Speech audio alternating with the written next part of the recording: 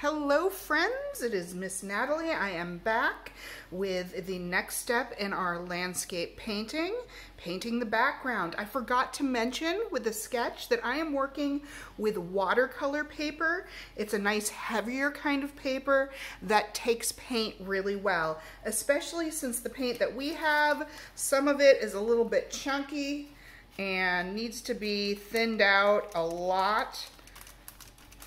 So what I did is, I've got my two different blues. I'm going to start with the background. I've got my two different blues and a little bit of the crimson red because it's the cooler of the reds, if that is a thing. It's the red that would work best with blue in order to make a violet. And I'm going to work in cool colors. That is my palette that I am using throughout my entire piece so that there is unity throughout the piece.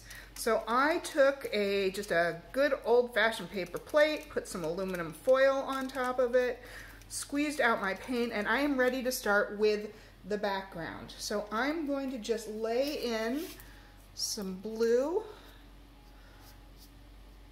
just kind of lay it down, see how I like it. That's a straight blue. I will probably want to add a little white to it to make it a little lighter, or rather actually take my blue and add it to the white, because what did I say before? Yeah, see, it's much easier to create a darker color by adding the dark to the light than creating a lighter color by adding the light to the dark. And I'm taking my mid-size brush because I just like the control it has, and I'm sweeping it in. You notice I'm not using my reference image at this point because I'm just making it up from here. I don't want to have to be wedded, as they say, to the reference image because I am changing the color scheme so there's more unity. I think I'm going to bring a tiny bit of this crimson in so I get a little of a violet color in my sky, maybe. Ooh, I like that. That looks good. And I'm really just playing around. I don't have a plan. I'm just seeing what I like and adding it in, keeping it light. The nice thing about watercolor paper is you can really, you can just actually just take some water and add it and blend out onto the paper too. If you don't have watercolor paper, if the only kind of paper you have is like computer paper, you can do that. I would recommend getting a piece of cardboard and using some masking tape around the edges of your paper to hold it down so that it doesn't wrinkle a lot and get too much wrinkles and folds up. And I kind of like this. Maybe add a little bit of dark kind of over here and over there. A little darkness. I might want to have some sense of clouds in the sky. Maybe even come back with a little more white, because I'm going to need more white for my mountain. A little white, add a tiny bit of blue. Oh, that's way too much blue. Let's try that again. A tiny bit of blue and tiny bit of red, and make some darker kind of stormy clouds maybe. As I said, I'm just kind of making this up. I'm not even using my reference image at this point. And the good thing about paint is that you can let it dry and come back and do something different and see if you like something else later. I'm going to make sure that I get that sky into what would be behind. So it's going to go behind that line of my foreground. Even though I put that foreground down, that's just kind of an idea of where it's going to be. It's going to go even, the sky's going to go behind my middle ground, behind my mountain,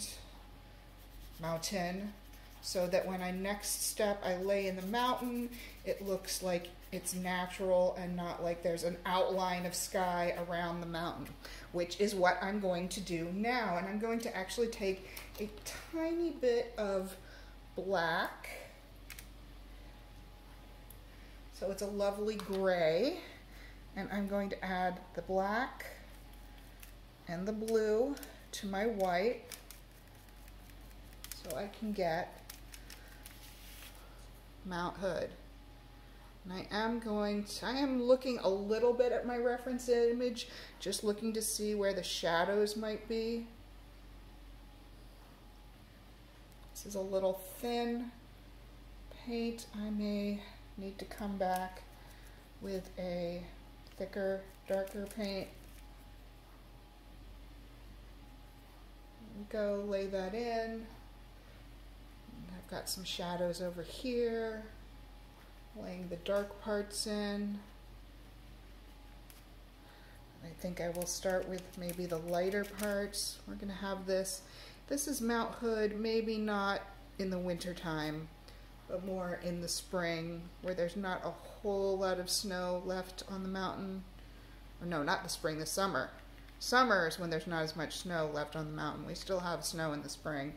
And we have that nice blue kind of laying in still down there. We've got some darker colors that come up. Kind of just dabbing it down. Looking at my picture, where are the shadows, trying to get the shadows in the same spot. Remember that I can always come back. And actually this part is even kind of misty. Kind of goes back and forth. It's less up and down, I see, and more like back and forth. So I'm going to put that in here. This is definitely a misty bluish gray. And then we've got some darker shadows that I'm going to go back and lay in now. Even up here, we've got these dark shadows that go there. Coming back, picking up some more there to get those darker spots of the mountain. And I'm really just maybe taking a smaller brush. The painting professor always said you should be using at least 3 brushes on every single painting. And I forgive whoever is chopping wood in the background. I'm sure they don't realize that I am making a video at the same time. So now I'm going to come in with there's not a lot of detail, but this isn't detail so much as a little extra shadow, we'll call it. So we're coming in with some extra shadows that come down the mountain.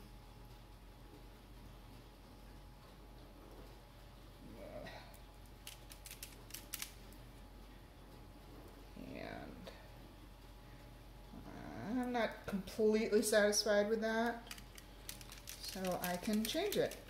I feel like it should be a little bit more purple, maybe a little more black in there. So I can pull in those colors and mix them to put in this shadow. Oh, there we go. I like that much better.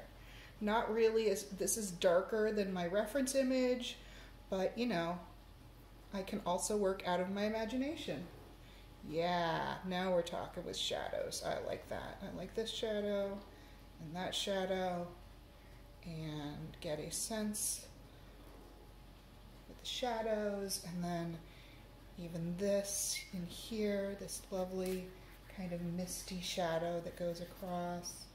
And I'm going to water it down just a touch and make it a little bit bluer. And I feel like I am relatively satisfied with my background, though I think I want to do one more thing to the snow on my mountain, which is just add a little, get a little lighter. It seems like it's too stark. A little lighter of from the shadow, but still darker than what it is. There we go. Yeah, I like that. I like that. It's a little less contrast, a little softer, a little more unity because I'm bringing in those same colors that I had in other spots. So I'm fairly satisfied with this. You know, I can always come back and do some more to it, but at some point you do have to just stop and step back and move on. So that's what I'm going to do right now. So there's my background, and the next time you see me, I will be working on the middle ground.